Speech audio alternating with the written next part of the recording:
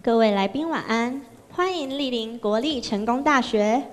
本场由成大思沙龙所主办的经典沙龙主题为“看不见的巨斧”，跨国企业挥刀亚马逊。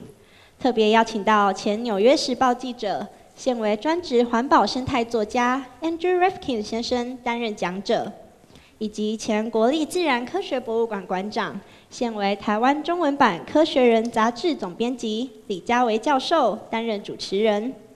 本场经典沙龙包含2部分，讲者论述以及提问交流，期许各位来宾透过本场活动，能够更加了解亚马逊雨林在跨国企业开发下所面临的处境，以及对全球环境的影响。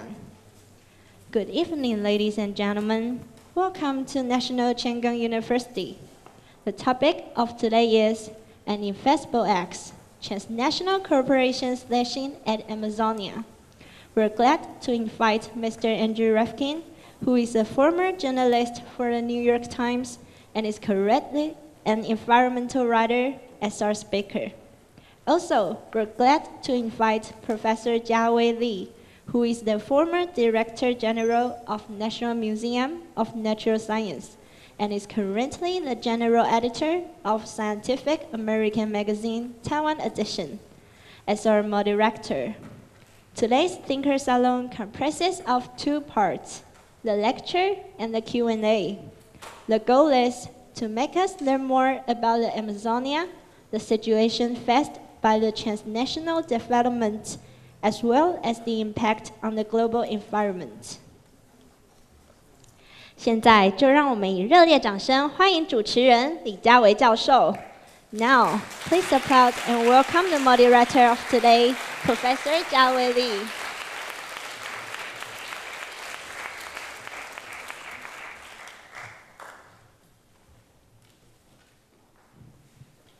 非常荣幸有机会在成功大学跟这么多年轻朋友见面。今天要谈的是一个非常严肃的话题，看着各位年轻的面孔，我非常的羡慕。我们的祖先在100年前活不到30岁，但是我自己相信我应该可以轻松的活到80、90岁。在座的各位，你要规划一个100年的人生，甚至更长的人生。但是，那很可能是一个悲惨的人生，因为未来的日子真的很不好过。在20多年教书的历程里头，每一年我都要谈一谈生命大灭绝的可能。在生命科学导论的最后，这件事情从形容词开始，到这些年来越来越数字化，也就是让我们更清楚地了解。生命大灭绝好像就在眼前。现在你看到的这张投影片是去年《Nature》杂志以及其他的主流期刊一篇篇的文章来报道，横在眼前的灭绝什么时候会来临？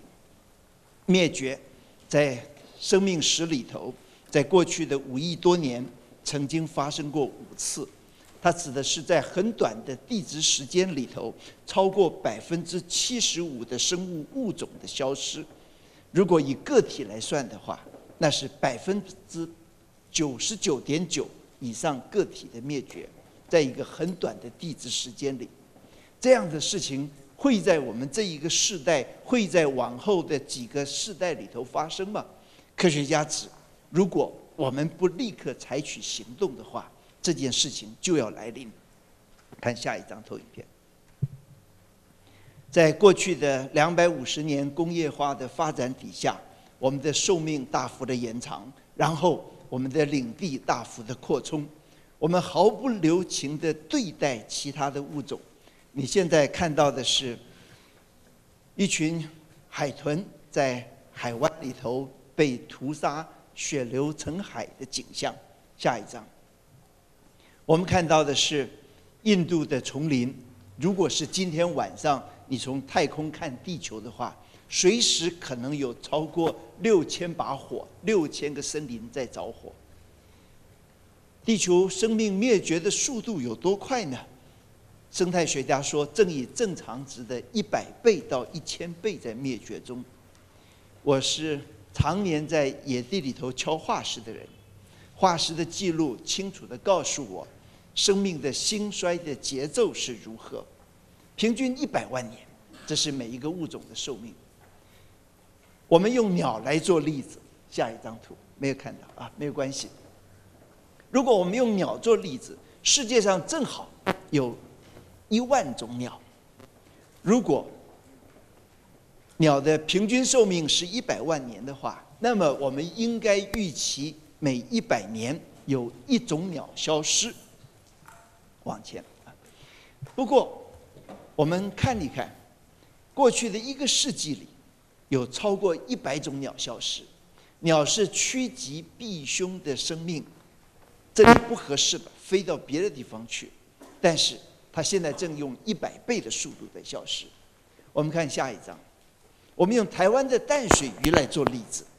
台湾在文献记录里头，大约有110种淡水鱼，但是现在有10种只在博物馆的标本瓶里头。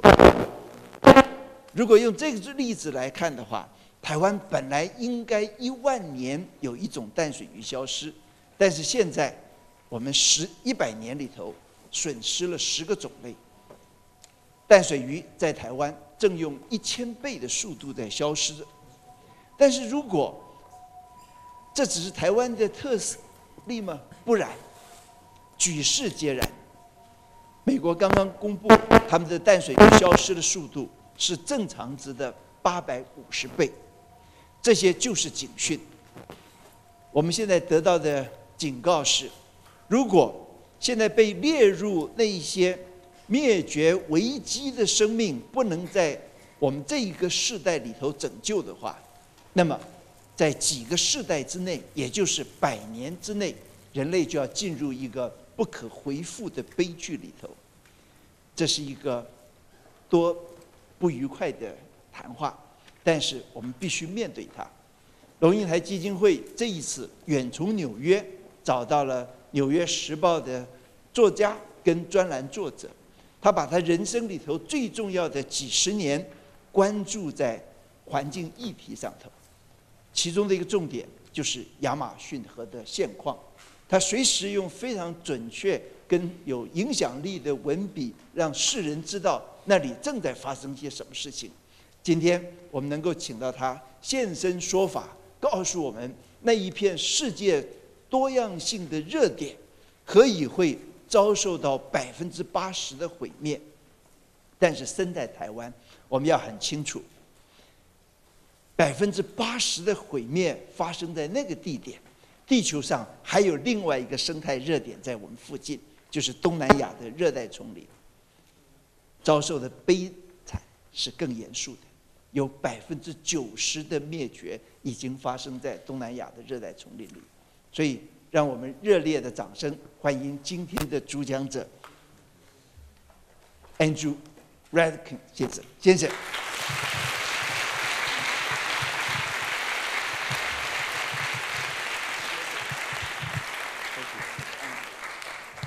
Thank you, Dr. Lee.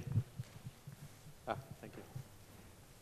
It's a great pleasure to be here and at this marvelous university in a country I've never visited before, but I'm already in love with.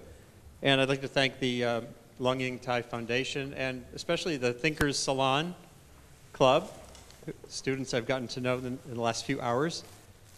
And we're going to go on a little journey. I've been on a journey trying to understand the planet and humanity's relationship with this orb for about 30 years as a journalist, and longer than that, just as a human being.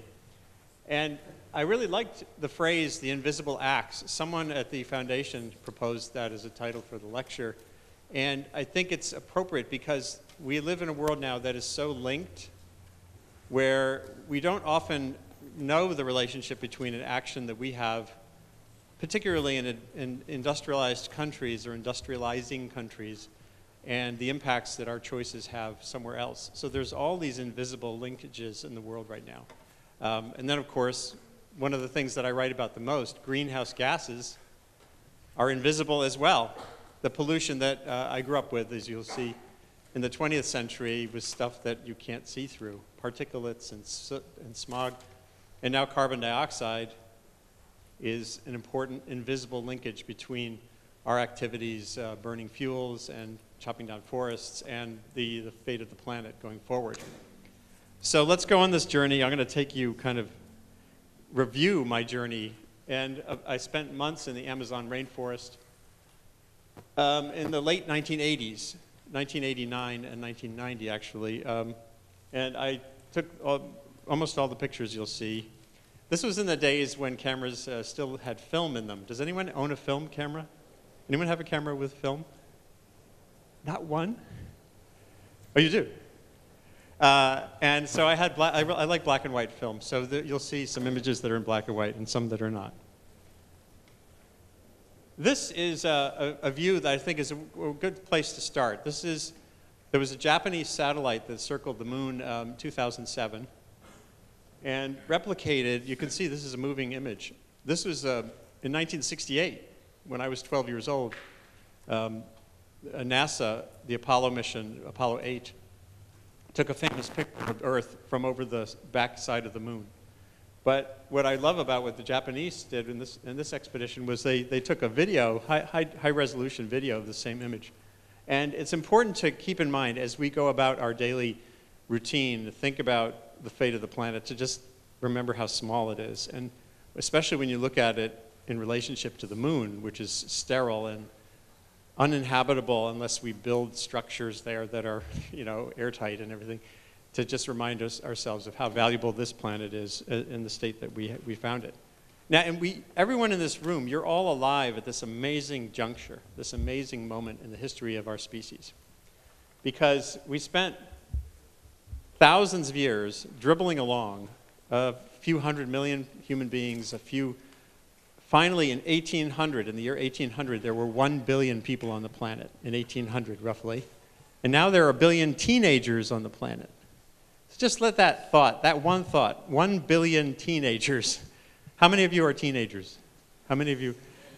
Just think about the fact that you have 1 billion counterparts on this planet right now, if you want to get really scared. And then, of course, there's another 1 billion children who are younger than that. So 2 billion people, anyone who doubts that we still have population growth ahead of us has to just remember that number, 1 billion teenagers, and you'll know that there'll be more of us before the century is out. And the other thing that's important to know is the fate of those 1 billion teenagers will largely be determined by the economics and the educational opportunities that those kids have. If they grow up in Sudan and have no educational opportunities and no economy, they're apt to end up being teenage soldiers. And the picture over there was some young people from around the world who I reported on when they met at the Massachusetts Institute of Technology at MIT in 2005. There were students there from Zambia, China, America, all working to come up with ways to make poor people's lives better. So again, we can have a very different outcome on this planet depending on how the condition, the environment that young people grow up in. And there's a lot of work to be done. This is all a framework for what I'll talk about in relationship to the Amazon. This is the bigger picture. Right now there are 2 billion people with a B who, if they have homework to do, they don't have a light to do their homework by. These are kids in Guinea and Africa, and they live in slums around the capital city there, and to do their homework at night, they have to go to the parking lot of the airport because that's the only place they have light to read their books by. And of course, there's close to 2 billion people who still cook on firewood or dried dung, and they end up, like this girl, living in conditions that lead to premature mortality just from breathing terrible indoor pollution, which is far worse than the outdoor pollution, even in the world's most polluted cities. So there's work to be done if you want to have a smooth journey in this century, whether it's for the rainforests or for us as our species and our environments, we have to think about opportunities, all the opportunities that are out there to improve the lives of people who still have really no opportunity at all. And it's a totally doable thing. So getting back to this question of our journey and how our impact on things from rainforests to the oceans to all the other places around the world where we get our stuff, the stuff that we need, whether it's minerals or fish or protein, relates to two questions: how many people and how much stuff. So this is a graph of population growth in the 20th century, well, actually since 1800.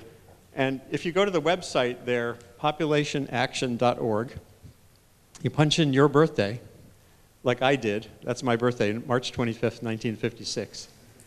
So when I was born, there were 2.794 billion people on the planet. And now, as you know, there are 7 billion. So that's, look at the shape of that curve. And now look at the shape of these curves. They all have the same shape, right? There's like, woo, it's like a ski slope or the side of a steep mountain. So whether you're looking at our use of phosphorus, a fertilizer, energy, our energy use has gone 20-fold, 20 times as much energy is being used by human beings now than just a number of decades ago, you know, the 1900. And over here we have palm oil coming from Southeast Asia. So it's like up, up, up. And what that says again is, as I said a minute ago, is there's always and here's corn and soy use for livestock in China. And again, you see the same general upward slope of the trajectory. And you can see some promising changes there. Something's happening that's different. And that's why I'm not going to be speaking to you as kind of a woe is me person. You know, I think there's signs of progress and that we can kind of navigate through the century successfully in the long run. Now, and this is, China gets its soy, cotton, and sugar from Brazil. And this is, look at this. This used to be, this was not rainforest here, but it was another kind of forest just a few years ago. And now it's corn and soy. This is corn. They do multiple crops in a year because it's wonderful, you know, near the equator, incredible sun, lots of rain. So it's an incredible place to grow stuff. Now, I'm not beating up on your neighbor across the sea there, China, because we have to remember the United States, here's timber, pulp, and paper consumption. Look at the US compared to the rest of the world. Remember, the US only has 300 million people, but that's what we consume compared to others in terms of timber and pulp and paper. That says we have a lot of work to do as well in the United States. And of course, we already had our fossil fuel party. This is the history of American fossil fuel consumption, a coal miner, and that's the very first oil well. It was drilled in 1866 in Pennsylvania by an entrepreneur. And, you know, so we've been in this binge on fossil fuels for that long. And countries like, again, China, India, Indonesia increasingly are just getting into gear, getting electrified, and having economic growth be the prime imperative. And coal remains the dominant way to drive an industrializing society. So who are we to say to India or China, you can't use coal now? Because we sort of had our fun, and now we're saying they can't have their fun. And that's why in the climate talks, the treaty process on climate change has been underway for 20 plus years. I wrote about the first one in the Earth Summit in 1992 in Brazil. And now all the delegates are now in the Middle East. They're in Qatar right now this week, getting into gear to do their latest round of negotiations to see if we can restrict our greenhouse gases in a way that will be meaningful, that the atmosphere might notice.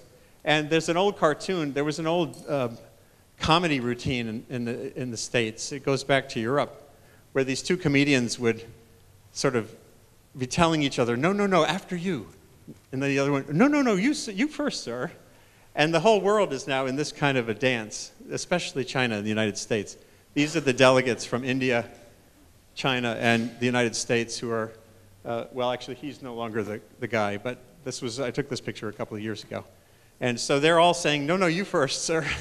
And that doesn't get anywhere in a hurry. So I don't count on that treaty process coming out with a meaningful, concrete, binding restriction on greenhouse gases anytime soon. And that means for forests, you know, there's this expectation that countries with a lot of forests might be able to get some revenue to keep their forests growing through the carbon market that might come out of this treaty process someday, but I don't count on that becoming a big thing anytime soon. And that doesn't mean there are not ways to protect forests using their carbon value. It just means it's going to be a little harder. So this is us. This is bacteria growing on a plate of agar. Anyone studying biology? Have you ever done this? You know, where you scratch the plate of agar and you watch the bacteria grow. So far, when you look at our course as a species on planet Earth, there's not a lot to distinguish us as a species from what you just saw. Essentially, there are resources, and we're going to get them because we like this, we like stuff.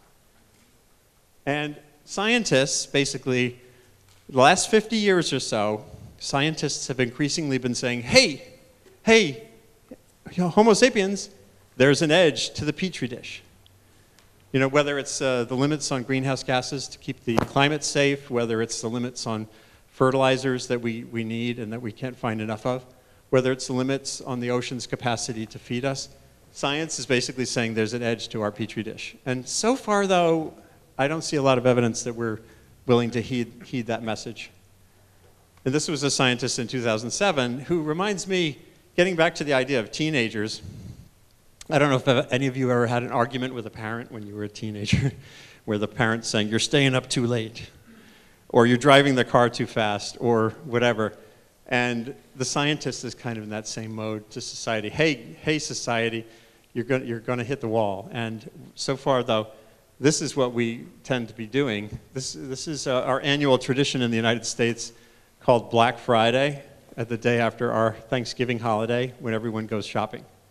And this was a Target store that a New York Times photographer took this picture at. Can you imagine 9 billion people doing that? Just think about that, 9 billion by mid-century. If we're all shopping that way, something about that says that's not sustainable. So how do we grow out of that habit of just when something becomes available, taking it? It's like in the kitchen when you have a choice of an apple and a cookie, and you know you should have the apple, but your hand keeps going to the cookie. How can we grow up, essentially, have a more adult relationship with resources so that we're not always eating all the cookies?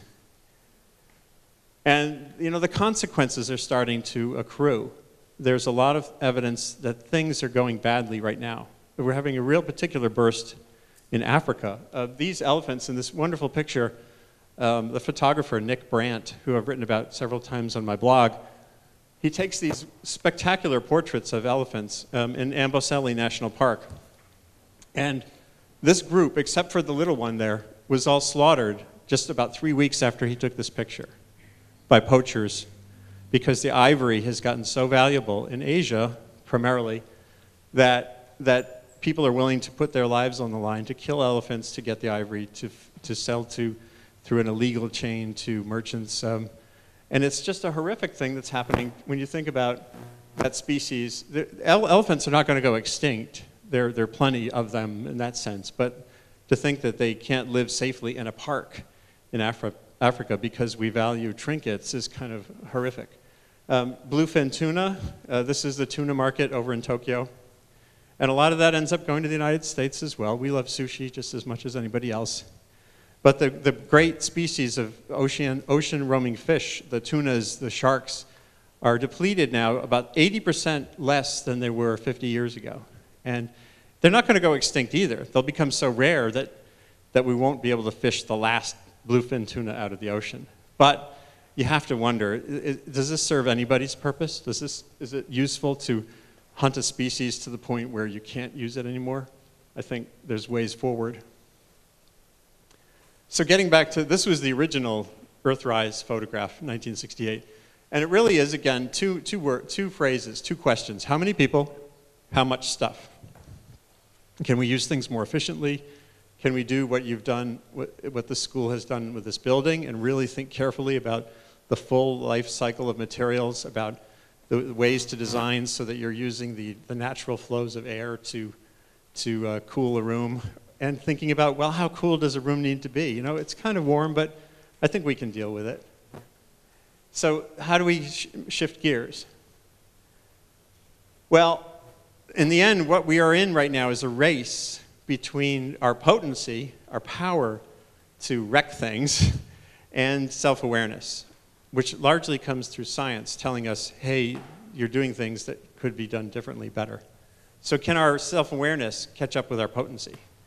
And you see, they both rely on the same tools. Technology, the communication tools that we have can cut in two directions. The science that we have can create a better bulldozer, can create a better way to get natural gas or oil out of the ground, or it can create a new kind of energy source as well. So we have to understand that innovation on its own is not enough either. That just, you can have a lot of engineers working really long hours and coming up with brilliant inventions to get more resources out of the ocean, for example. So here's my little journey. That's me on the left and my brother. I have sisters too. But I used to love to go fishing. I grew up in Rhode Island in New England and loved the ocean, loved just being in the woods. And that was my first step on my journey toward where I am now. And after college, I got to travel. I won a fellowship to study man's relationship to the sea, which what a cool project to do when you're 21 years old. I went to the South Pacific and was doing anthropological work in some islands. And then I ended up, that's me in Bali, in Indonesia. I sort of hopscotched across the Pacific and the Indian Ocean on a sailboat. I just hitched a ride. And by the way, if you have any chance early in life to do something to get you out in a weird place, doing something unconventional, do it while you're 18, 19, 20, 21. Like the young man who just rode his bicycle to Lhasa earlier this year, one of you. Get out there, and interesting things can happen. And so this journey took me toward being a reporter. This was me in the Hudson River in 1996 with a baby sturgeon, an endangered sturgeon species, the short-nosed sturgeon. And here I am, whoops, I guess I went the wrong way. Right, well, let me just go back. So what did I do there? Oh, you know what, I kind of screwed up. All right. I just put this together on the plane flight here, so one of the plane flights. So I got things a little bit backwards. Anyway, so here's the sailboat that I was on. And we were in Mali, in the Maldives here, and then that's me with another bigger fish. Remember the little fish? This is the bigger fish when I was on that boat. And it was an amazing experience. And this journey led me to be a reporter, which is what I was showing you a minute ago. This picture says a lot about this sustainability issue. What you see here, this was in Djibouti, a tiny little place at the south end of the Red Sea, right under the above the Horn of Africa.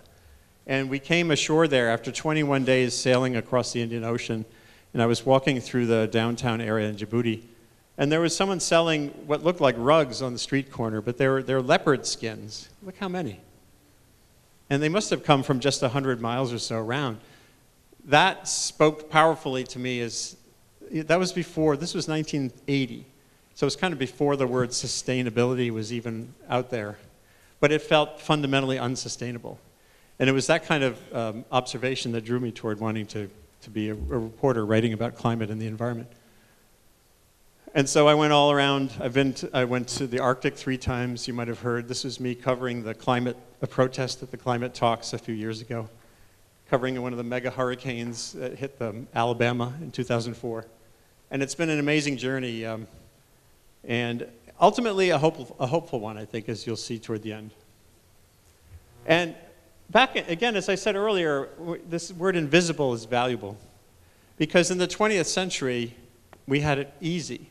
Pollution, and this is still true in many parts of the world, including parts of Taiwan, a couple places in America, but mostly really developing countries. Pollution used to be something you could see. It was dirty, the air would be horrible, it would sting your eyes, and that made it easier to build a consensus in a society on cleaning things up. In the United States, I don't know how closely you follow our politics, but we're very divided over climate and the environment these days, Republicans and Democrats. In the 1960s, 1970s, we were united about the need to clean this stuff up, but I think it was because it was easier. And I started writing about this other gas, as I mentioned, carbon dioxide. This was an article I did it was a cover story in Discover magazine in 1988. I'm getting old, on global warming. And that was my first really long article about this invisible gas that could be very consequential in shaping the climate of our planet going forward. And then I started to focus on the Amazon. I don't know how well you can see this, but this is an aerial view by a friend of mine, Rhett Butler, who writes a really good website called mongabay.org. It's all about rainforests. And I really was starting to focus on biodiversity in the tropics. I wanted to get down to the Amazon. But the story at that point, this was in the late 1980s. This was a picture from the space shuttle. And everything you see here is smoke, except for the things that are obviously thunderstorms, these big, high, cloudy patches. But all this stuff, this milky stuff, was smoke. The Amazon basin, the Amazon, a chunk of South America, about the size of the United States, was covered with smoke. It was on fire because there was a culture change going on in the Amazon at that time. Ranchers were moving into the forests and cutting them down to make way for cattle. But all of that's kind of abstract. So how do you tell that story to people? Well, you focus on people. And there was a remarkable person named Chico Mendez who was not an environmentalist. He was a labor guy, a union organizer, and a land rights advocate. And he grew up in this rubber tapping culture of people who had lived in the forest since the late 19th century. Taking rubber from the trees and turning it. It was actually a really important thing in the early days of the Industrial Revolution. Rubber was the tires on vehicles, it was the belts and big machines. So it was valuable stuff. And Chico, as the ranchers were moving into the Amazon, he became an organizer of the resistance to the cutting of the forest. But it wasn't because he wanted to save the birds and the bees. It was because it was his source of livelihood that was being threatened. And he got a lot of attention, even way outside of the Amazon. These were two different stories in the New York Times. This is before I was at the New York Times, that were describing this man who had come to Washington, D.C. He did what a good investigative journalist or a good environmental activist would do. He followed the money. This is another one of those invisible acts things where he saw the roads coming into the Amazon. He said, where's the money coming from to build these roads? And it turned out a big chunk of the money to build the roads moving into the forest was coming from the big development banks, like the World Bank, the Inter-American Development Bank. So he said, I need to go get out of here and go to where the source of the money is and convince them that they're doing things poorly. And he did that, and it made him famous, but unfortunately it also made him a target. And as you see here, he was murdered by a couple of cattle ranchers in December of 1988. And I ended up getting to the Amazon, but because I got an assignment to write a book about his life and legacy, which was a really great honor. I was also incredibly scared because I had never written a book before. I did not know how to speak Portuguese. I had never been to the Amazon, but I did get this book contract because I wrote a really good proposal. And this is another important thing for the young people in the room. You know, once in a while it's okay to jump even when you know it's not safe. And I took a crash course in Portuguese. I found a young graduate student from Brazil who was working in New York City, and I said, would you like to come with me and help me with the language? And we teamed up and we went down there, and it was an incredible experience. This is, I don't know if you can see, but that's me in the bow of a canoe with my pad, writing, going up the Juruá River, this little branch of the Amazon in the middle of nowhere. And I spent 3 months running around trying to piece together the life story of a man in an area where most people were illiterate and where not a lot of things were written down. So I had to go up one river and down another river and find his uncle over there and find his aunt over there and find the police record in another town and find the lawyer who worked for the union and put all that together into a life story. And it was really scary, but I got it done. And the Amazon was just such a jarring place at the time. This was 1989, and I walked in Manaus, which is a really big city. I walked into a bar, essentially a restaurant, and there was a sloth right by the TV.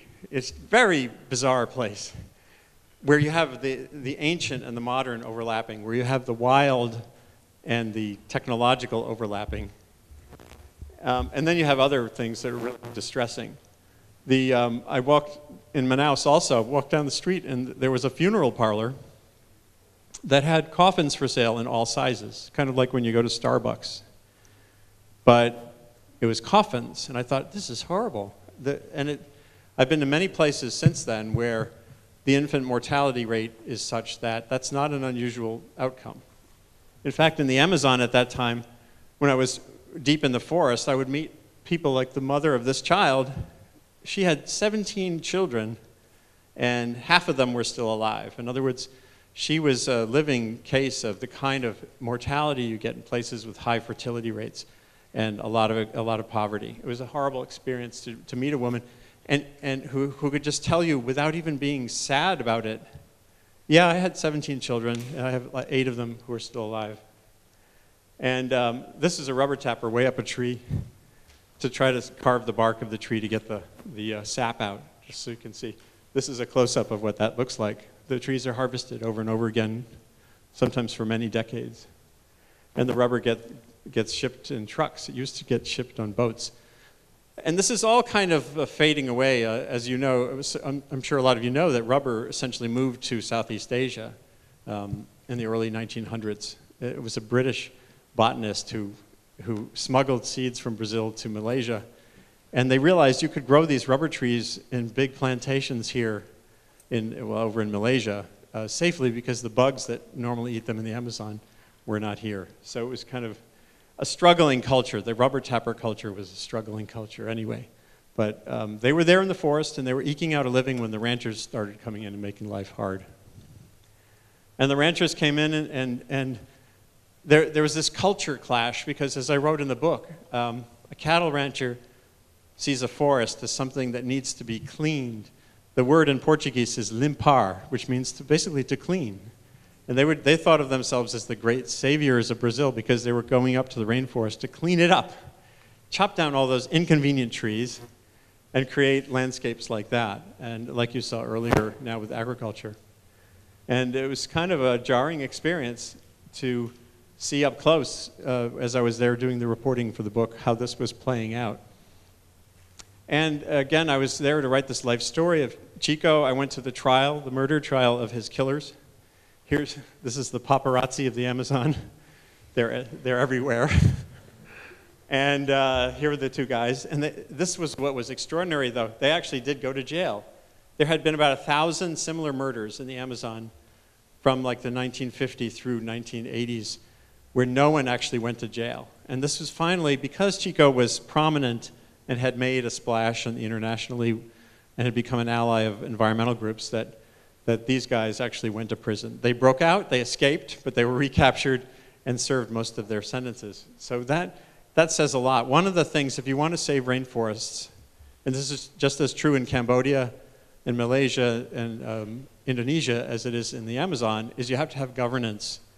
Without accountability, without rules, without regulations that are enforced, that they're going to keep getting chopped down. The same thing with the elephants in Amboseli Park. If you don't have governance, you don't have sustainability. And the other thing they had, though, in the Amazon was community. Community means that even though Chico Mendes was an individual hero, he built continuity there. There was a culture of conservation that grew among the rubber tappers in the Amazon. And his successors, like Osmarino here, were there after he was killed, still carrying out the same kind of scrutiny of the ranchers to make sure they were not cutting down trees illegally, and the landowners were not getting fraudulent claims on land. And it was really interesting to watch them.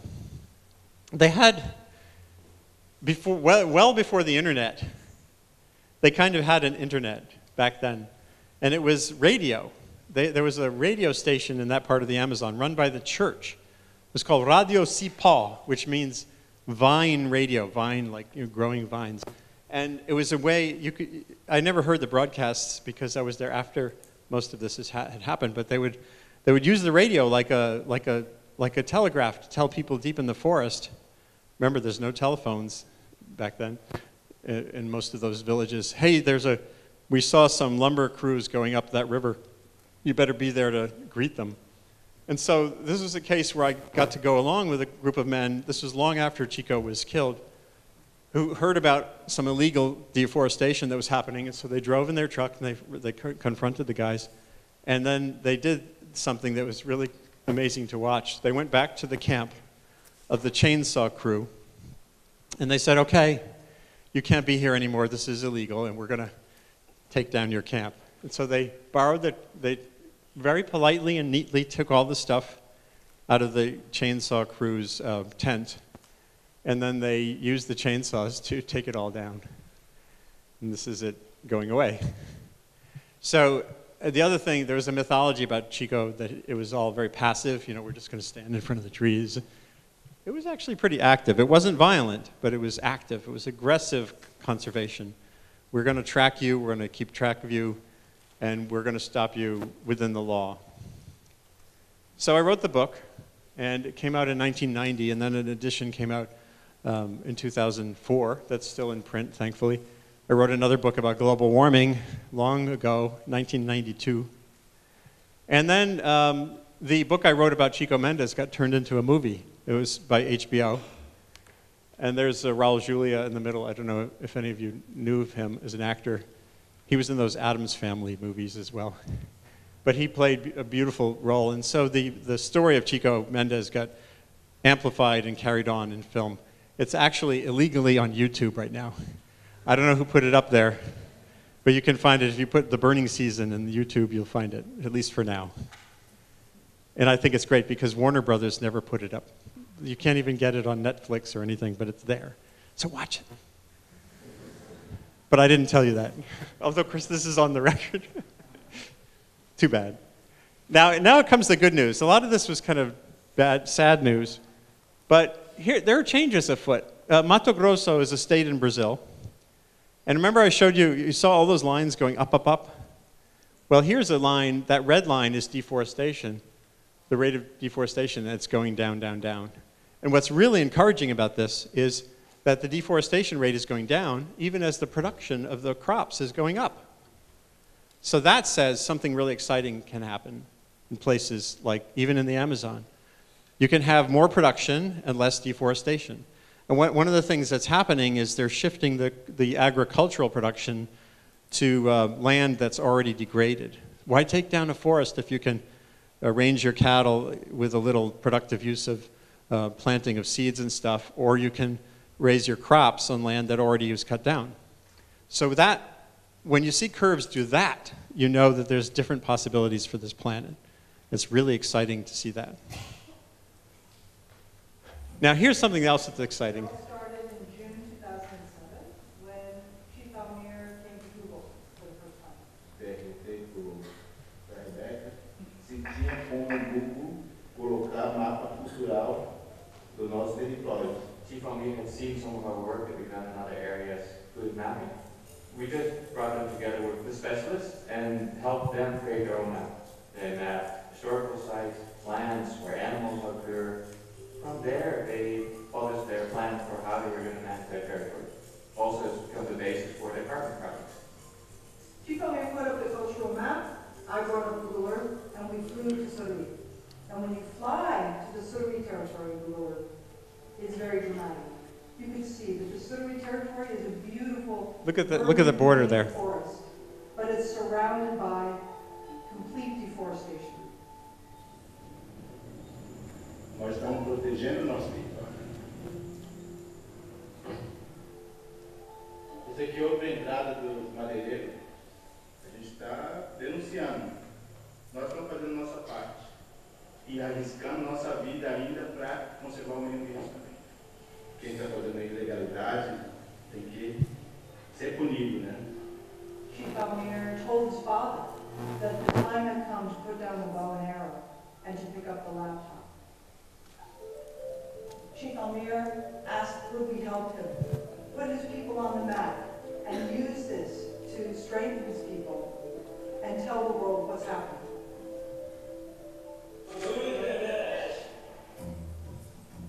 The next year, 2009, I came back and brought Google Android smartphones with special software that would allow you to go out into the forest and collect information. Push the button, submit it over the phone network, and it goes onto a Google map.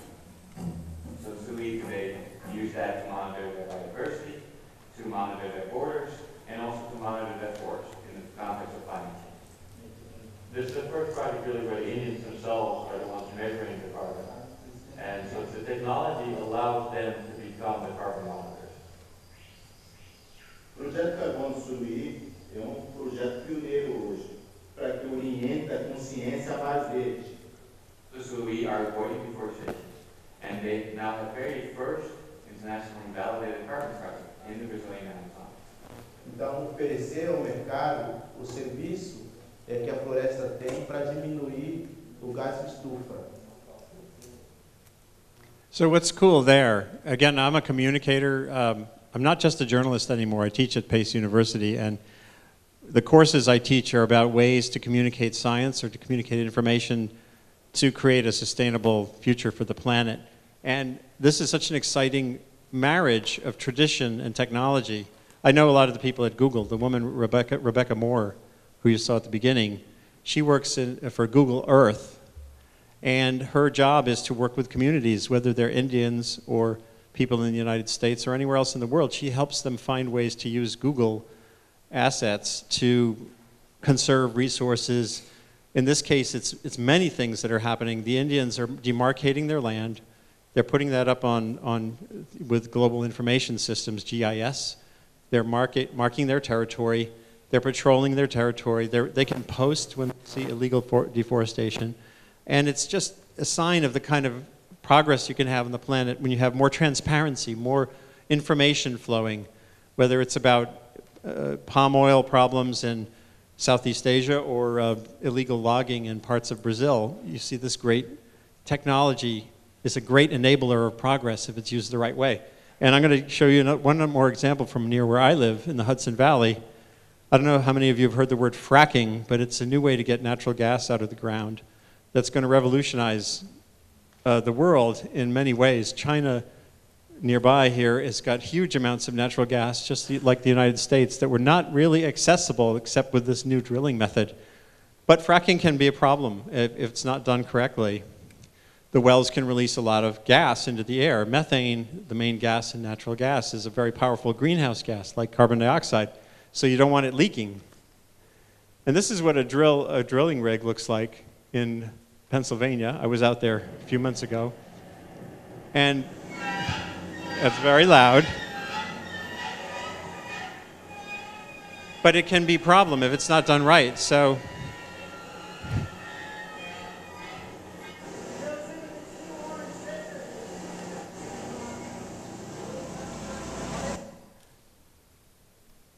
hold on. Whoops.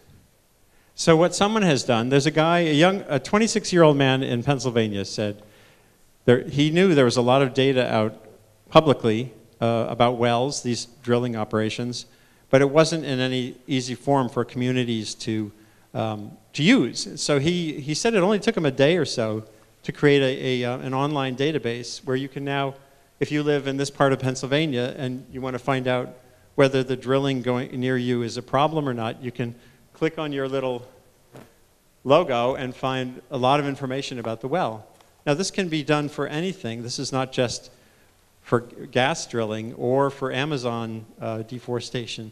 This kind of capacity is there for anyone to use to track urban pollution, to track crime, anything you want. And it shows you there's real power now for the community, for individuals, for anyone with technological capacity to build a website, to become a meaningful communicator and part of building a sustainable journey on the planet. Now, here's another example from Southeast Asia. This is over in Borneo. There's still a decent amount of orangutans in the forest, and of course, one of the bad biofuels, palm oil, was in a boom phase in recent years, and a lot of this deforestation to create palm oil plantations was eating into the territory of orangutans. And Greenpeace, now I don't agree with everything Greenpeace does, but when they get creative, they're pretty interesting. And what they did, they realized, again, this is that follow the money thing. Where's the invisible chain? Where does Nestle, which makes Kit Kat candy bars and all this stuff, where do they get their palm oil from? And so they did the hard work of tracing back through the companies that supply palm oil for chocolate and other kinds of things that we all eat without thinking about it because it's an invisible axe, essentially. And they started protesting. These are, I don't know if you can see it, but these are people dressed in orangutan suits outside Nestle's headquarters. And they were saying, give me a break, give me a break, give me a break, Kit Kat bar. I don't know if you have those ads here. It's a chocolate bar. At any rate, they really put on a very effective public relations campaign to press Nestle, which is the big money operation, to press its suppliers down the invisible chain to change their practices on where they get their palm oil from. And they did. And they actually, then they switched to a good news campaign. They had YouTube ads saying, thanks for the break. And this was a press release from last year. Major global palm oil supplier agrees to new standards for conserving forests, reducing emissions in Indonesia. So this shows you, again, the power of the community. If you're out there, if you can foster or even enforce transparency, if you can be there to connect the dots, you can even take on a big company and have some impact and make the world a better place in the long run. And there are still problems. Chico Mendes, after his death, after the prosecutions of his killers, the rate of killing in the Amazon went down a lot. But over here in Cambodia, not far from here, there's been a burst of violence recently on the forest frontier. This man, his name is Chut Wutty. He was a very aggressive frontline person pushing the case for stopping deforestation in Cambodia. And in April, he was murdered. And it's become a pretty big story. And just a few weeks ago, a journalist in the same country, an environmental reporter doing the same job I've done for decades, got murdered for writing about the illegal operations in Cambodia's forests.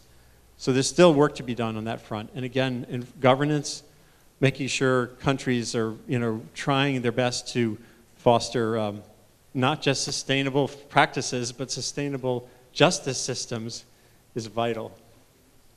And then, there are losses piling up, as you heard at the very beginning from Dr. Lee. This is the Baiji, the Yangtze River dolphin, which several years ago, I've actually written a few obituaries in my time at the New York Times, the stories that we do about when someone famous dies. And I had to write an obituary for a species for the first time. The Baiji was officially concluded that it was extinct after 20 million years of living in the Yangtze River.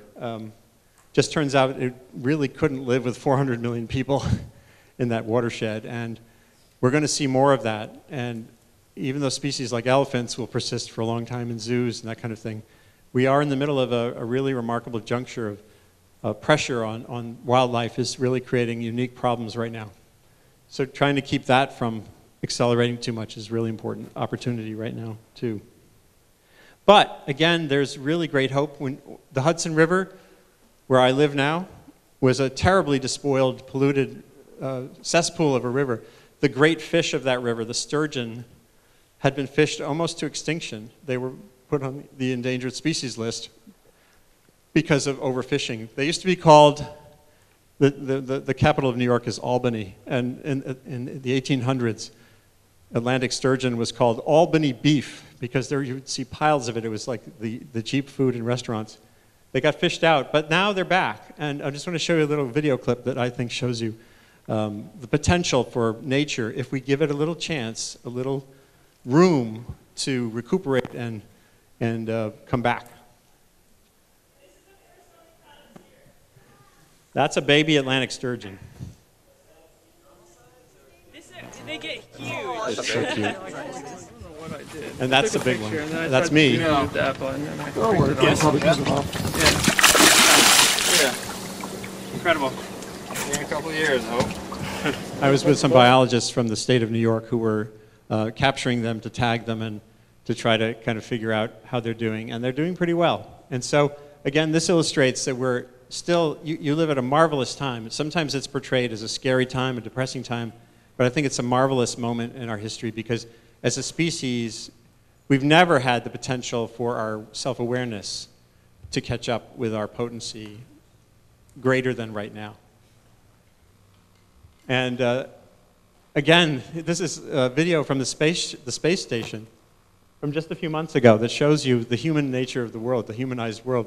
All that electricity, that's us down there. And it is important to keep in mind, this is Jose Lutzenberger, was this Brazilian environmentalist I met, and he said to me at one point, that phrase, in the environmental movement, your defeats are always final, our victories are always provisional. What you save today can still be destroyed tomorrow, you see, and so often is. In other words, sustainability is a practice. It's a state of mind. It's not a goal that you reach and then can relax. It has to be just a part of how you live. And I think that's the way that I interpret this phrase, which is in the book. So thank you again, and I'm happy to answer questions. I think we'll be up here for a question and answer session. Thank you.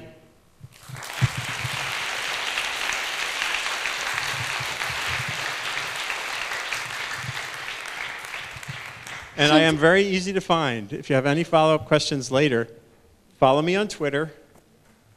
That's my email address, and that's my website. So I'm yours. Are there any questions? 现在让我们邀请李家维教授上台与讲者对谈。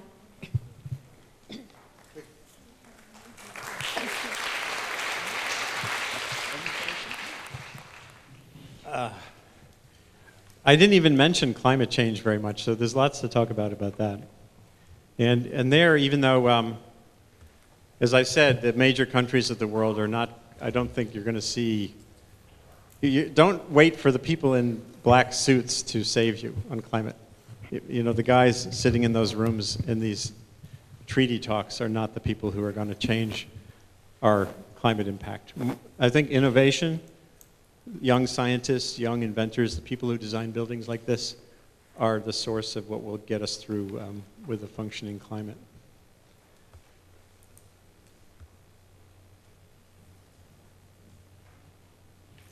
We're supposed to talk to each other in this section. Do you find yourself hopeful, or do you find yourself... I tend to be optimistic. I don't know about you. What's your feeling? It's really a mixed feeling. 3 months ago, I was in Kiribati. Do you know where Kiribati is? In the Pacific somewhere. In the Pacific, just the tropics cross this country. Is in the middle of north and south, east and west. Kiribati is a small country with about 100,000 population. There the people see the first light every day. The reason I went there, because there are endangered plant species over there. They will be the first climate refugee in this century. Probably 20 years later, the whole country will not be able to live from the rising sea. Because of rising sea. The people there are really environmentally friendly. They prohibited themselves to use chemical fertilizer, and they do not use any herbicides or pesticides. But they will be the first group of climate refugee. How do you feel about that? I spent time in the Maldives, which are in the Indian Ocean near Sri Lanka, 1,000 islands. The highest point on any island is about that high, above sea level. So they're in deep trouble too. And I think they're kind of like the Baiji. You know, there are going to be dislocations and there will be problems. There also is a capacity to adapt to some extent in some of these places. Bangladesh, which is also very low, engineers there are working on ways to harness all the dirt, all the silt coming down the great rivers. They can channel it and actually build up their shorelines using that natural resource. So they think they can find a way forward. And that gets to this reality that we're a very adaptable species. Again, some small island states are not going to be able to stick around. But people will move. I'll give you one example. The Marshall Islands in the Pacific, because of economic problems, not because of rising seas, have had a lot of people leave. And now the largest community of Marshall Islanders in the world is in Springdale, Arkansas, a state in the middle of America, because one person moved there and then more friends and relatives moved there. So we will adapt, and some species will lose out as well. So I think overall, though, there's a path through the century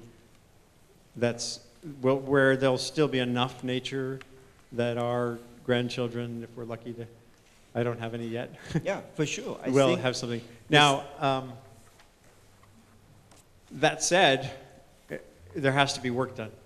Unless young people particularly are engaged in finding ways to, I'll give you an example. There's some really talented biologists who are worried about polar bears.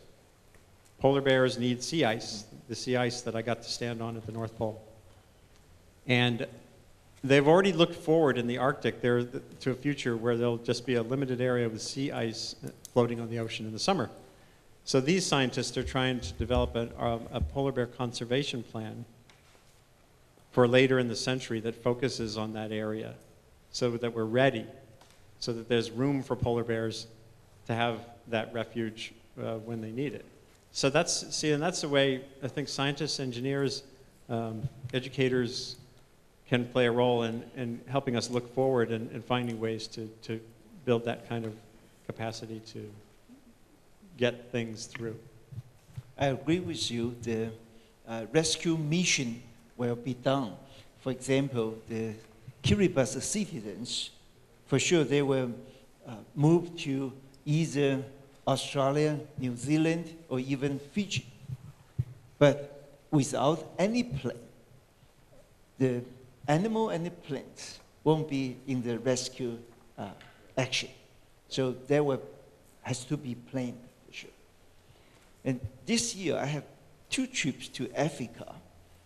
I am a fossil hunter in Namibia desert and a plant hunter in Sao Tome Islands. I witnessed the international efforts to lease a great area of land for crops, for their motherland. For example, in Sao Tome, there's a piece of land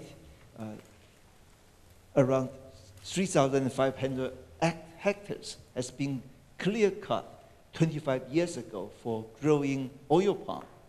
And this year, they make the second generation cutting and planting. The Belgian lease around 5,000 hectares more. So that means a much larger area of the tropical forest will be completely cut for growing oil palm. Is there any way to alter this trend? That's a tough one. A guy I know just wrote a book about that whole issue of countries that lack land for agriculture buying the right to do it in other places. And it's going to be a growing issue because, again, India isn't doing that yet. But India, it's hard to believe. Think about how big India is. And they now have 1.1 billion people. And India right now, just last year passed they have the same population density as Japan. That's amazing to me. When you think of how many people that are there, and you think again with climate change having some impacts on their agriculture, they'll probably be joining this effort to see where else they can go in the world to grow crops. One thing that I did not mention that I think is important, and this is another opportunity for young scientists, is to find ways to get more production out of the same amount of acreage. So if I did mention this in the Amazon, in terms of if you can grow your food on areas that are already degraded, then you don't have to keep taking down more forest. And there's a very important phrase, I don't know, I can't think how you would translate this into Chinese. It's called the yield gap. The yield is the amount of tons of corn per hectare. And for some crops in America, it's 7 times higher than it is in many parts of Africa. So finding ways to get more production per hectare in Africa, finding ways for farmers to share their ideas, finding what the right amount of fertilizer and water is so that you can still be efficient, but get a lot more stuff, a lot more food from the same plot of land is part of the solution toward this problem. Yes or no, actually. If we rush for the high yield, sometimes we are at the risk of losing the native strains. The monoculture. That's right. Yeah. I would like to ask your opinion on the genetic modified crops. I've written about that. You agree with about that?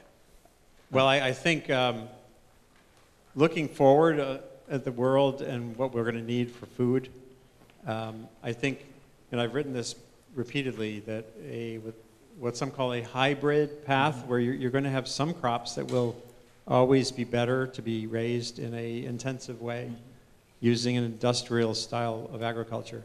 And then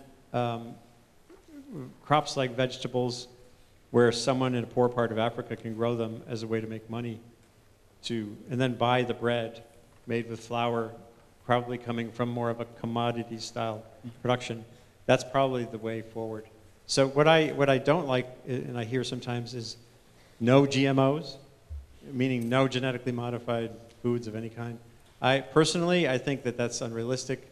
I've looked carefully at production you can get from land using manure and conventional varieties, and you can't get to 9 billion people with that production. So again, I think it's kind of a mixture. There'll be some crops that will be done in an industrial style with genetics for drought or for salt tolerance or whatever, and then some stuff that's traditional. That's right. And it has to be coupled with conserving variety. I agree with you. Mm-hmm.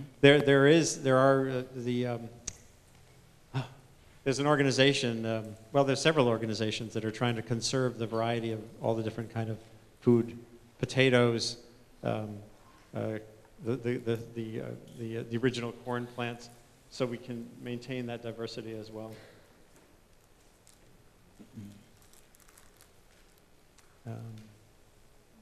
What's the most endangered species in Taiwan?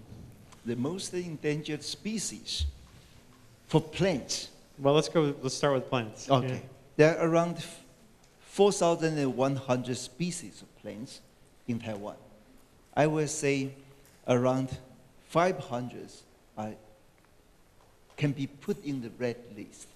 Wow. Okay. I would say around 100 only occur in the literature, not in the wild. And Taiwan is relatively good in environmental protection. If we go to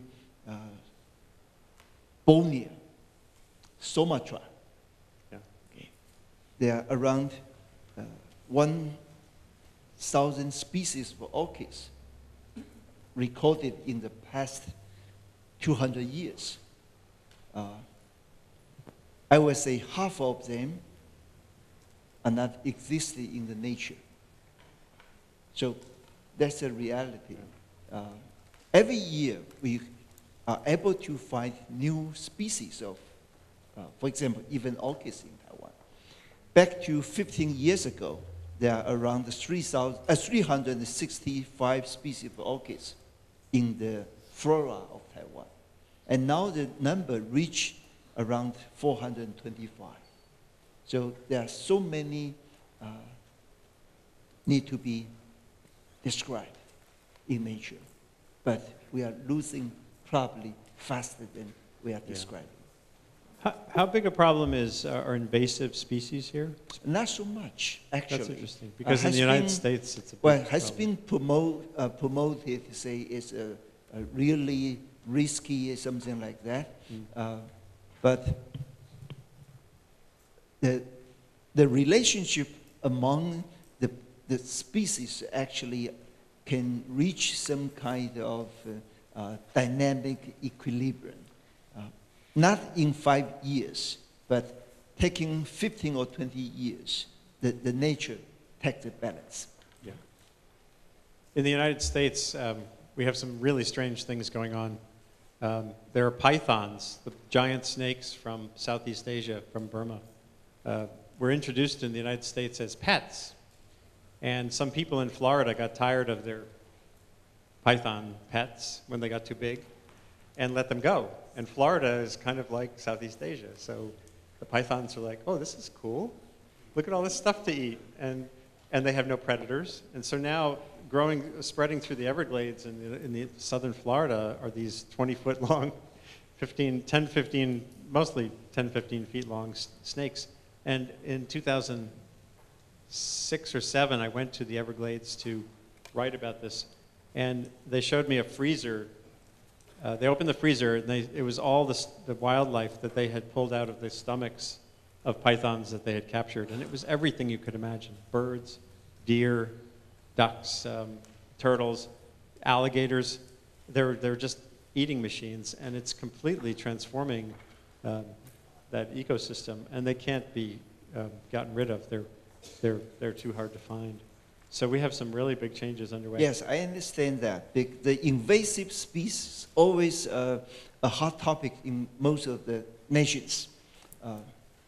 But in the other way, they bring or they grow in the high diversity. This is true. They naturalized and became part of the nature, and they enrich the niches here. Mm-hmm. Actually, Puerto Rico, the island in the Caribbean that's part of the United States, is far more diverse than it was 500 years ago because of introduced plants, many, many, many more tree species. And as you say, they become part of the landscape. That's right. In the end. Mm-hmm. And this is something I've written about that we have to get used to. A lot of environmentalists, traditional environmentalists I know, are very woeful, very sad about these changes, and I think we have to just get over that. That, like, with this kind of global mashup of species that we're creating as we move things around, functionality is more important than preservation. Mm-hmm. There's actually a journal. There's a journal, the Journal of Restoration Ecology, which is such an artifact now, because what are you restoring to? What baseline do you choose?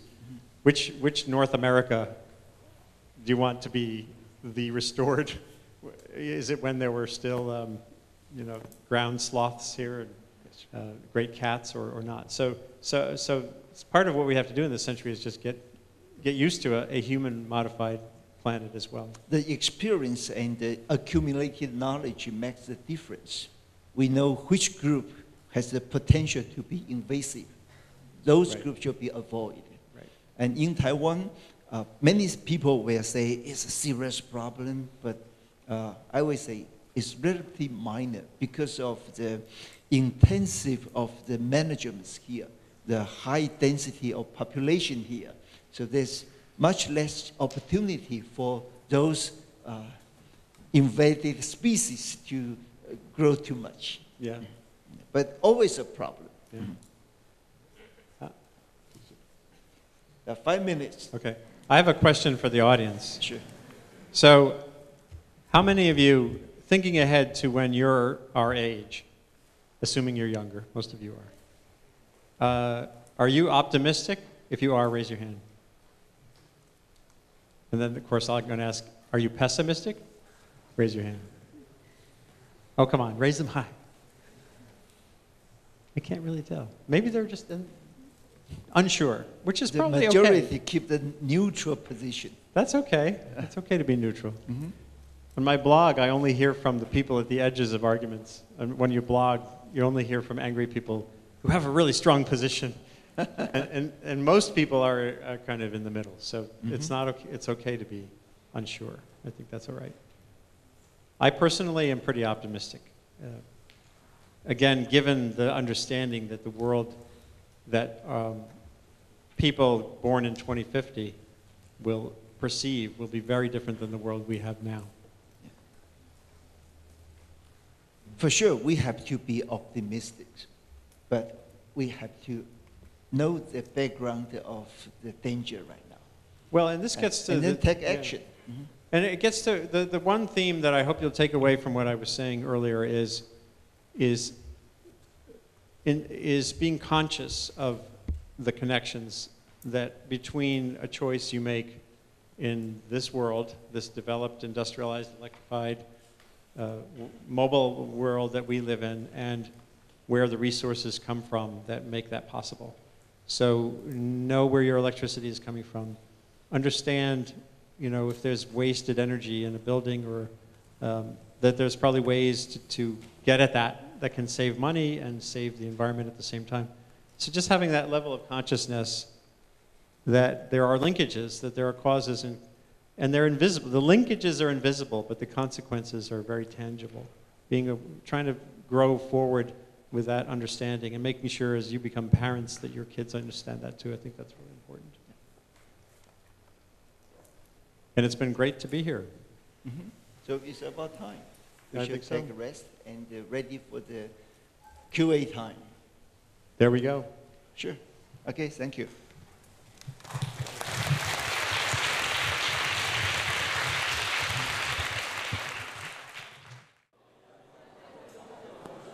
各位来宾晚安。下半场经典沙龙现在正式开始，让我们再度以热烈掌声欢迎讲者 Andrew Rifkin 先生以及李家维教授。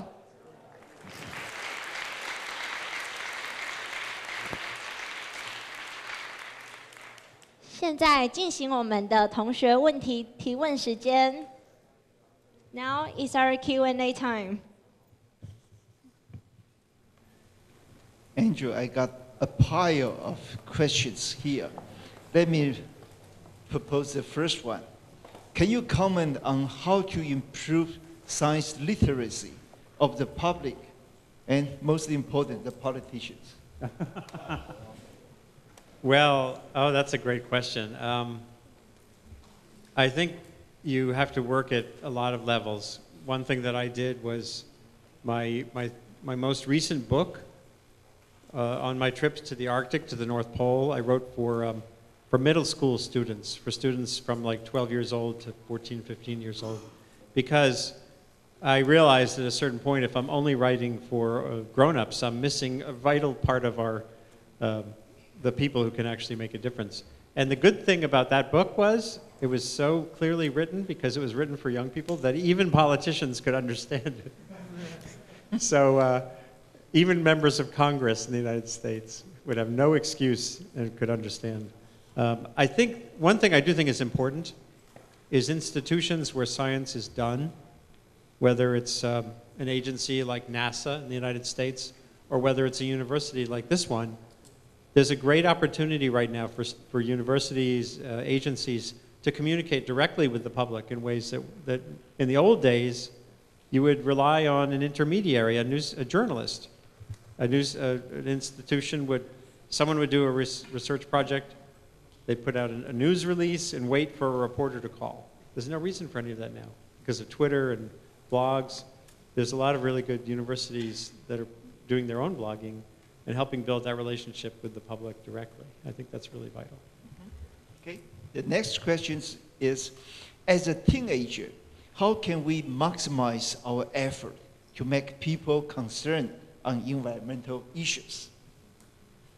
There are many opportunities. One is just, and again, Greenpeace doesn't always do great stuff. I think they've done some things that I disagree with, but those creative projects like making Nestle's aware that that orangutans are being harmed by the choice of where they get their palm oil from, that could be done that's a viral kind of ground up, youth-driven pressure, and it changed a big company's practices.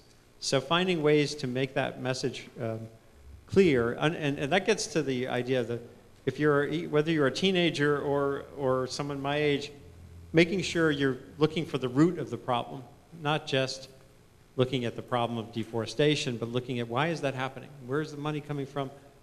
What could be done differently? And then apply the pressure, whether it's a Twitter campaign or something more creative or aggressive, or a YouTube video. Look what happened with Gundam style. You can come up with a Gundam style, Taiwanese Gundam style equivalent on any of these issues with a little bit of a message about the environment. That would be pretty amazing. So there's lots of potential. Apparently, the following question came from a professor at your age. It's great, we were born in the same year. I admire you have gone through. The young generation would get knowledge from you, but they cannot get your heart. Please show them why you can keep your passion for so long. Thanks. That's a good question. I'm glad there's at least one person my age. You must be my age, roughly. Anyway, I usually have a cycle. I wake up in the morning optimistic and energetic and determined and curious. I've never lost my curiosity about how the world works. And I usually go to bed kind of bummed out, maybe a little down. But I always wake up the next morning with that same kind of anticipation of the possibility of a new day. And knowing, it gets back, there's some great ways of looking at the world that evolved mainly in the East, in Asia, that focus on the now and not on the woe is me, the then stuff. Oh, look what we did wrong. And the future, focusing on the future has no real meaning. You shape the future with what you do in the world right now. So I've adopted some of that same attitude. So my energy and my enthusiasm and my curiosity some of it's just the way I am. And it's like in Winnie the Pooh. Have you ever seen the Winnie the Pooh cartoons from? Eeyore was the other way. No. But I'm not going to ever be Eeyore.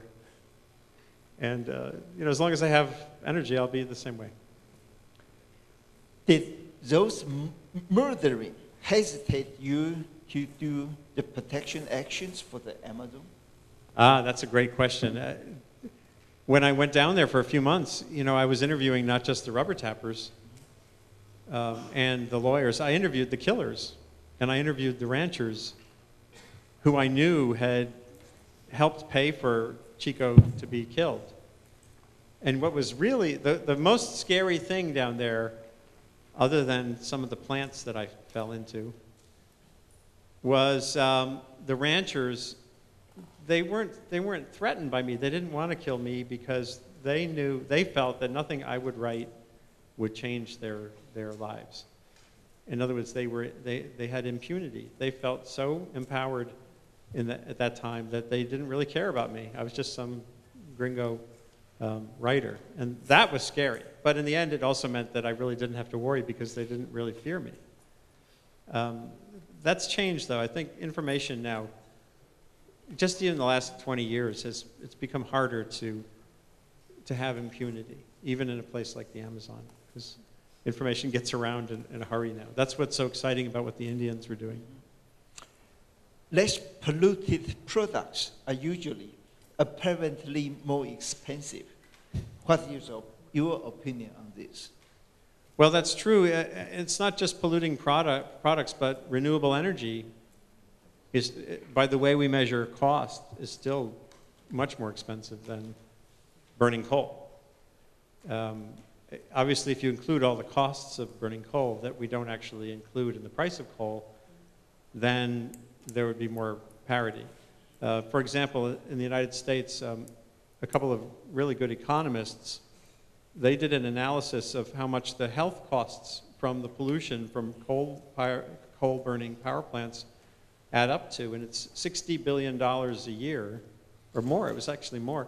And he calculated you could actually shut down coal mining, pay a retirement income to every coal miner, and not come close to the costs right now from coal burning just in health.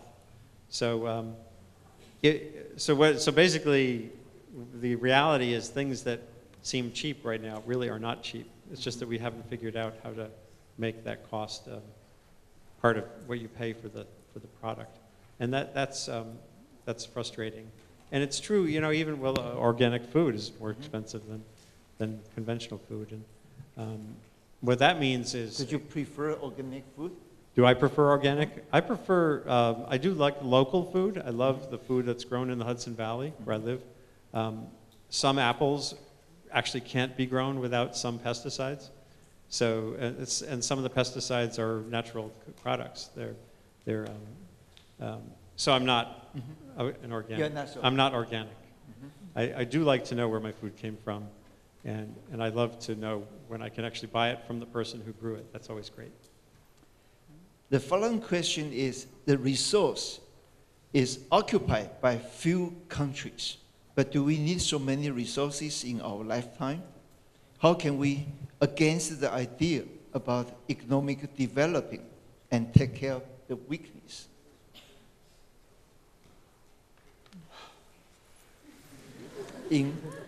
That one's hard to get my head around just because I've spent the last 24 hours flying. I think, well, one aspect of it I can explore is that I think we can usually get along with a lot less than we think we need, whether it's electricity, whether it's the temperature of our houses, whether it's mobility. There's great potential to be more conservative in how we use resources that we aren't really pursuing, certainly in the United States. That's right. During the past couple of months, the world economic crisis, is that making the environment issue not so concerned? Yes. Relatively? Yeah, no, for sure. In the United States, you saw it whenever, well, this gets to human nature. We are mainly concerned with things that are near us and are now, like right in front of us right now. And that means that in times of economic hardship, the main concern is keeping your job, keeping your family fed, and way down the line is having a better environment. And that's unfortunately a pretty, almost hardwired aspect of how human beings behave.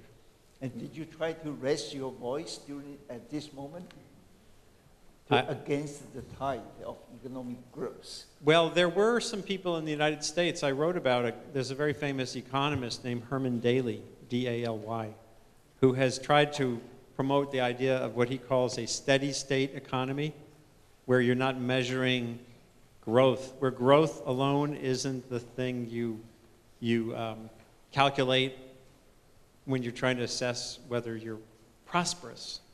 And he's pushed really hard for and he thought right in the depths of the recession, he was saying, here's a plan I have for us to recover from this recession in a new way. So we're not just going to grow our way out of the recession and then grow our way, on a finite planet, find infinite growth. Unfortunately, it did not work, though. It's tough. We should ready to having questions, just raise your hand. Before that, let me get another question from here. Where will be the next place you want to travel? And who will be with you? Well, I do enjoy traveling with my family, and I hate going to an interesting country like Taiwan alone. My younger son, 14-year-old, would love it here for sure. So I guess I'd like to come back. That might be an answer. But I do want to see that other China, the big one across the water. I've not been there, and it's a big chunk of the planet. India, I've never been to India.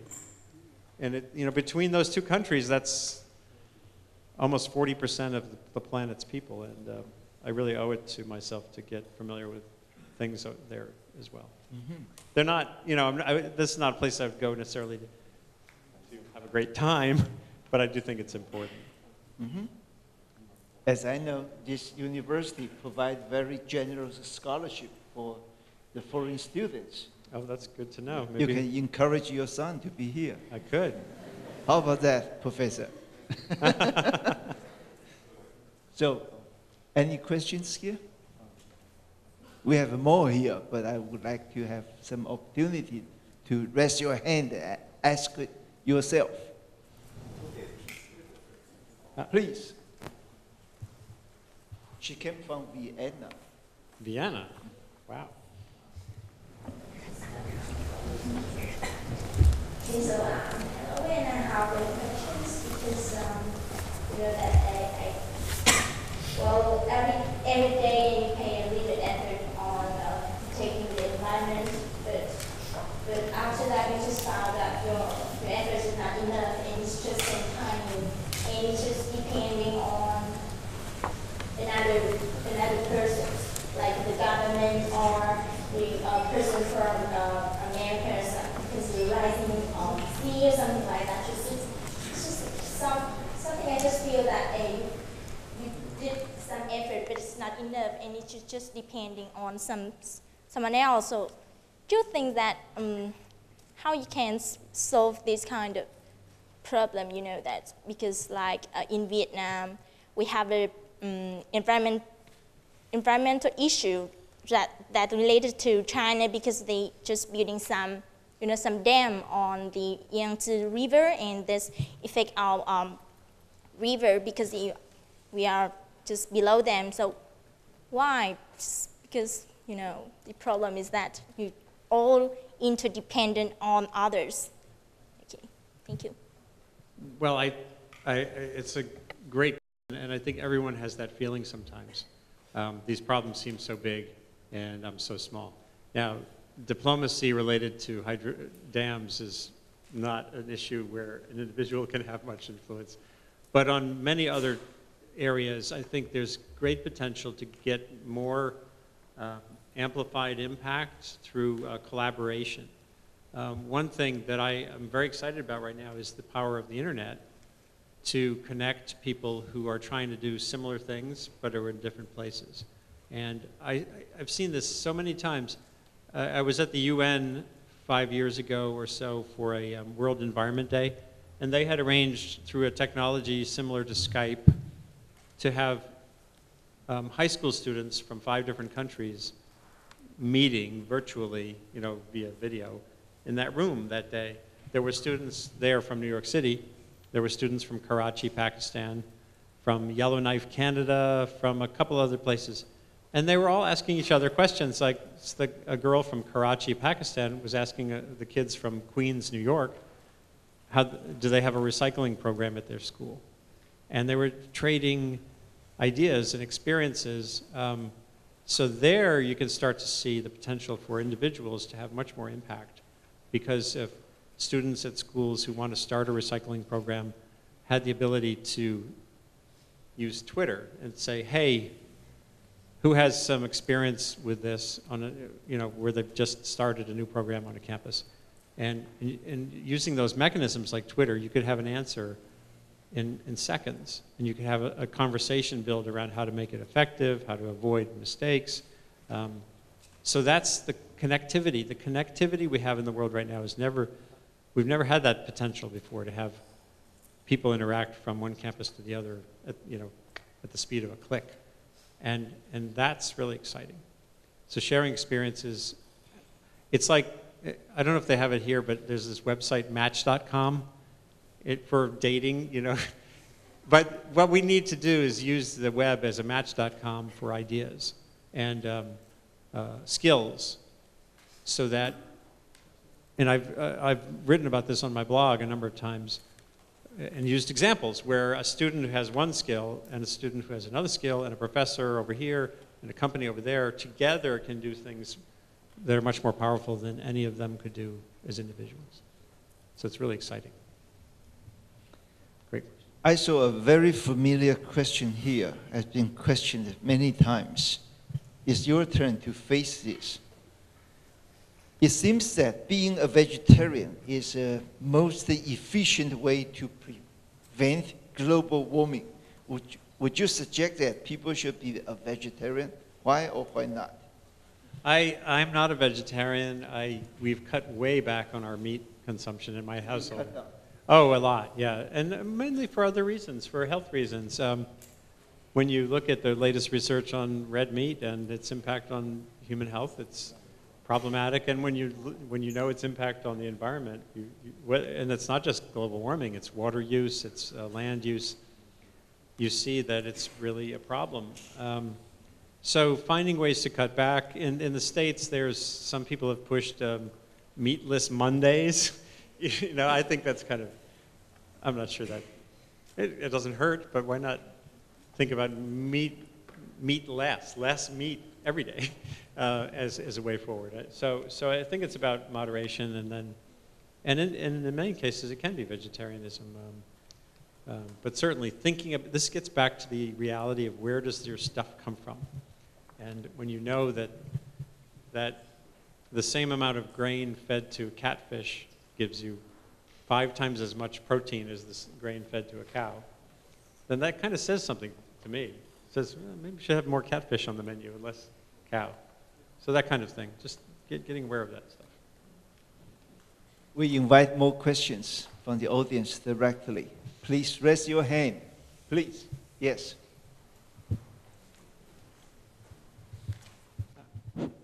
Okay.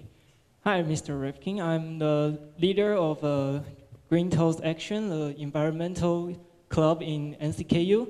And these days I held some activities for raise the awareness of environmental issue. But I found that most people come to my activity are people that concerning the environmental issue. But how about others that didn't concerning or even didn't know this?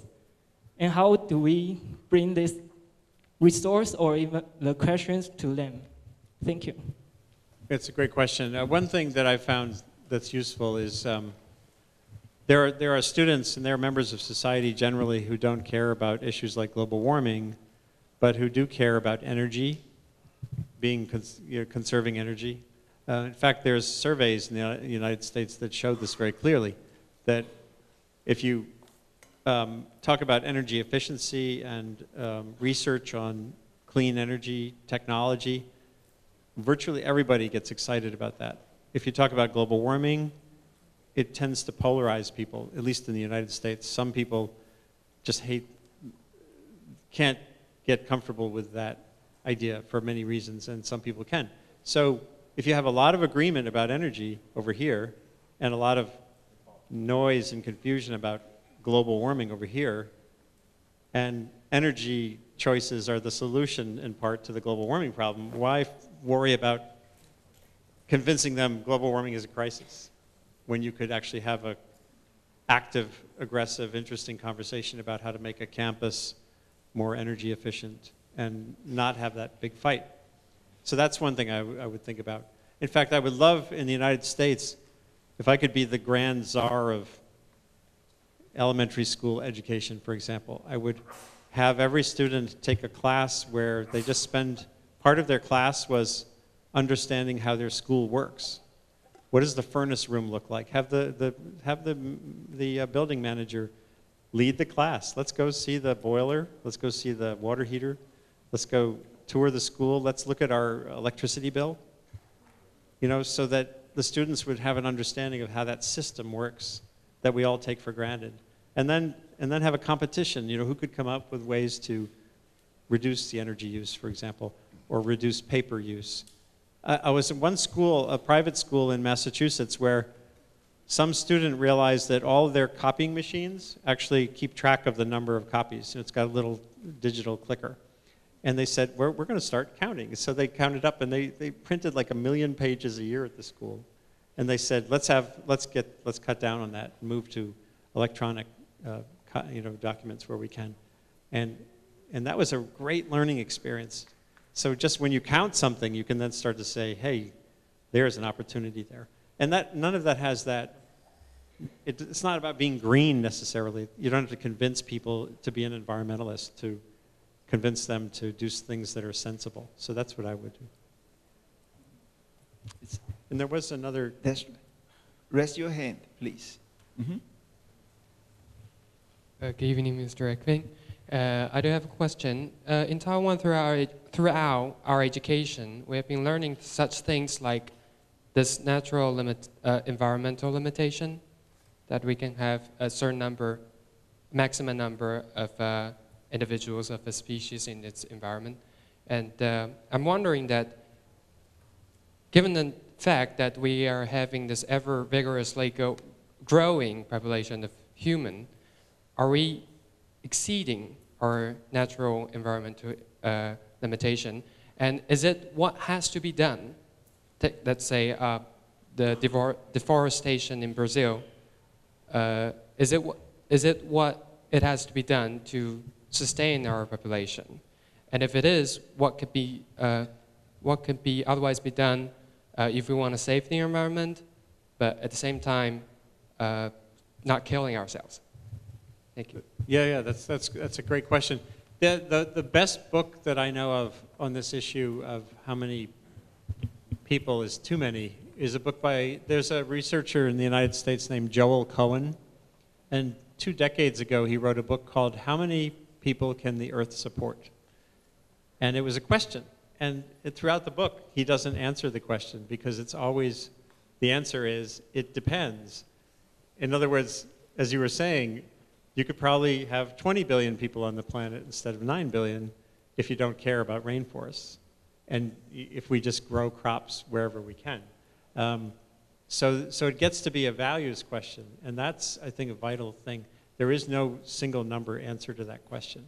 And his book is brilliant at capturing that. And he's one of the smartest people I've ever met on issues of population. So what that says also is that this is not there isn't a scientific answer to that question, because it ends up being what kind of world do you want, as opposed to how many people can the world support. And that's really interesting. That means it's in the realm of values, and it gets people engaged in considering that that's a real part of the question, is what kind of world do we want? There's one saying that back to 10,000 years ago, before the agriculture, the world population should be less than 1 million. A million. Yeah. Because the hunting animals are not sufficient to support 1 million people.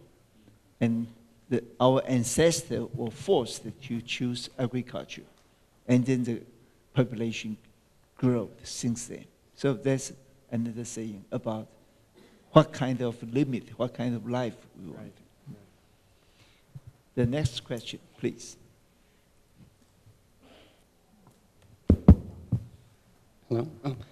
I would like to thank you, Mr. Refkin, for your very insightful talk.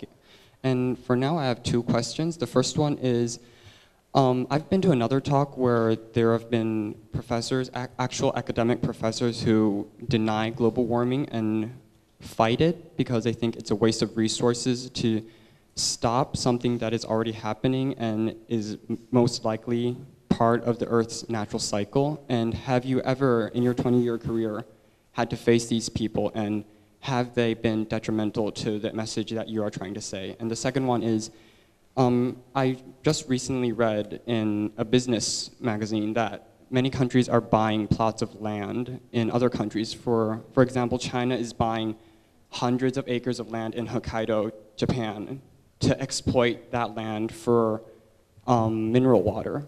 And if another country has control of that country's land, how is it possible for you to pressure a government to meet your demands for sustainable development? Thank you. The first one is a powerful question that I'll get at in a second.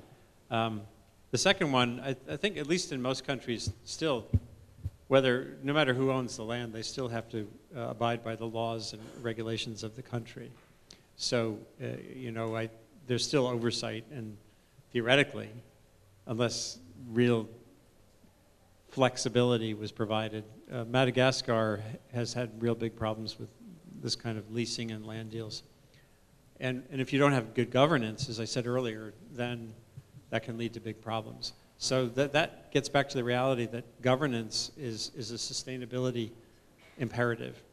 That if you want to have, in a world where there will be more of that for sure, just because of the way the world works, if you don't have the capacity to oversee and manage practices on land, then you'll end up with big problems.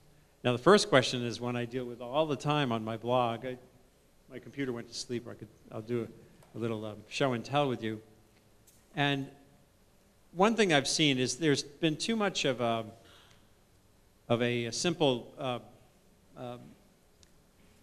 bifurcation of there are global warming deniers and global warming believers, when in fact there really is a broad range of attitudes on this issue. And I know some of the smartest people I know. Oh, you know what? Actually, hold on. I'll show you one piece. There are Nobel Prize winning physicists who think global warming is bunk. Let me just go to... All right, so here's a little gallery. Basically, if you don't believe, if you have a view on global warming, whatever it is, whether you think it's a serious problem or whether you think it's not, you can find a Nobel Prize winning physicist to make your case. This guy up here kind of thinks it's overblown, like he doesn't just believe in it, but he thinks it's Stephen Chu, who's the Secretary of Energy, is very worried about global warming in the United States. Ivar Gaever from Rensselaer Polytechnic Institute, 1977 Nobel laureate, thinks he doesn't think it's a hoax, but he thinks it's been made into a religious kind of mission, and he thinks it's unscientific. And Bert Richter is a Nobelist who thinks it's a serious problem and thinks nuclear power is a solution. So it's kind of, that says a lot to me. It says that this is a much richer discussion than sometimes it's portrayed as. And one thing that you have to get used to is that the things that shape how we perceive a risk, like global warming, are pretty deep-rooted in our character. And what that means, there's a guy at Yale University who's done a lot of, he's a psychologist, he's at the law school, but he's done a lot of work on why people hold certain views. And he found that basically more education hardens your view.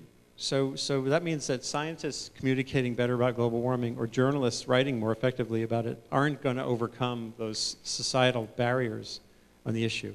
Because they'll find, in the United States, they did a survey, this is pretty wild. If you're a Republican, meaning conservative, with a college degree, you're more skeptical about global warming than a Republican without a college degree. If you're a Democrat with a college degree, you're more worried about global warming than a Democrat without one. So that says that more education makes you more of what you are, which is interesting. And so this says, you know, when you get into a situation like that, you're not going to debate or browbeat the person into changing their mind based on new information. But you can do what I talked about a minute ago, where you can start to say, well, let's see what we do agree on. And as I said, these same surveys show that many, many, many people, including people who reject global warming as a kind of a serious issue, are very concerned about energy efficiency and about, you know, oil dependency and all that stuff. So there's ways to go forward, even with that range of views.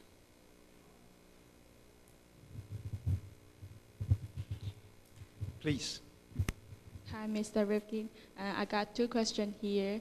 The first one is how to become a biologist writer, because even though you are good at writing or you are major in biologist, but it doesn't mean that you can become you may become a writer. So I'm curious about the process of how you become a biologist writer. And the second question is there any project or programs about rebuilding the forest in Amazon? Because all you just mentioned is about destroy, but you didn't mention about how they rebuild this forest. And it's all my question. Thank you. There are many initiatives around the world on forest restoration. In fact, there's in many parts of the world that had a lot of deforestation, there's natural reforestation occurring as well. In Panama, you know, in the Central America, the New York Times did an article maybe 5 years ago about what's happening there as lands are coming back. That sometimes for a forest, all you have to do is leave it alone, or a degraded area. You leave it alone long enough, and it'll actually come back into forest. It takes time. It can take a long time. And then, God, what was the other?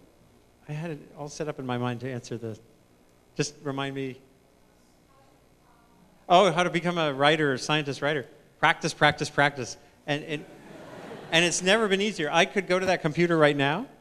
I could actually do this if I had time. 2 minutes, I could create a blog. You go to WordPress.com, and you can create a blog. I teach a course in blogging now at Pace University for students who don't know anything about this stuff. And within hours, they start to feel their voice. And there's lots of issues. You don't want to dive in, and you have to think about your future as become a public communicator. If you're writing about science on a blog, that stays with you. So if you have really strong views on GMOs or nuclear power, and you start writing about that in a certain way as a young person, that might affect how you could get a job later. So you know, when you develop a public voice, think about your full audience. On the internet, you're exposed to everybody, but then just do it. Just experiment. My students interview scientists, or if you have a chance to be in the field, I'm not sure if you're studying science yourself, but keep a journal. It could be on Facebook, for that matter. You can just sort of post your experiences as you're learning about biology. And then that can build forward into doing something bigger. Many science bloggers now, and this is a growing arena, science blogging. We're just young scientists who really like to explain what they're doing and have become pretty successful as bloggers by doing that. And then that's led them to positions at, well, Scientific American has a big blogging network now. Many of the people just did it. You know, they didn't go to journalism school. They learned on the run. And so it's just a matter of doing it. And it's never been easier to do than it is now. You can just do it. And start with Twitter. Start with Twitter. 140 characters and a link. You know, you can put links in a tweet. So it's actually a pretty rich form. And then build from there. The time is limited. They just propose I should end this with the last question. I would like to ask myself. Okay. During the past couple of years, whether to keep developing nuclear power electricity is a hot debate in Taiwan society. Did you take position in this kind of debate? Yeah, I'm not opposed to nuclear power. I'm particularly not opposed to advancing the next generation of nuclear reactors. And my wife is. In our house, we have a disagreement over this. We live 8 miles away from a nuclear power plant, and 8 miles. And I think it should keep running. It's getting old, and Lisa, my wife, thinks it should be. Its permit should be ended. So you're always going to. It's one of those issues where you always will have a range of reactions. And just to give you an example, when the Fukushima disaster happened, 2 of the world's leading environmental writers, Bill McKibben, a friend of mine, who's written wonderful books. He's very passionate about climate change. He founded that group, 350.org. He said what happened at Fukushima shows that nuclear power is brittle, dangerous, and we should move into a sort of lower, smaller direction with energy. George Monbiot, he's kind of the Bill McKibben of England, of Great Britain. Very passionate environmental writer for The Guardian. He said Fukushima proves that nuclear power is robust because it didn't actually melt down. No one died from a radiation release. He said it proved that even with a 9.0 earthquake and a mega tsunami, that shows you that this technology is vital because it's such an important part of how we can have a lot of energy without greenhouse gases. So that says to me, if 2 passionate environmentalists can disagree that deeply over an event like that, that we're stuck with having a lot of views on nuclear power going forward. But I think we're also stuck with the reality that it's part of our energy mix and will be, and probably should be going forward as well, even with the issues about it.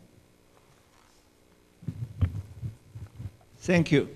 We should be proud of ourselves, spending 2 hours in the Friday night to be involved in such an intelligent discussion.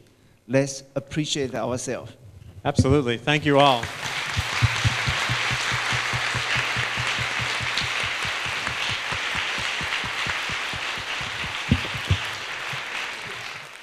们再度以热烈掌声谢谢讲者与主持人。Let's applaud and thank the speaker and moderator.